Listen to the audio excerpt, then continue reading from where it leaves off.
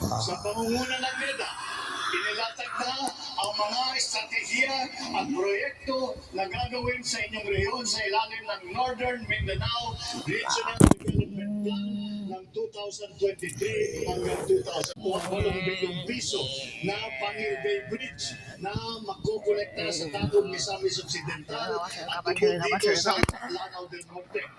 Dagdag po rito, makapaglabas na tayo ng halos 2 bilyong piso para sa implementasyon ng Iligan City Coastal Bypass Road. Narin din ang ikan sa Usamis, Camiguin, Lumbiak, Bukidnon at Latindingan.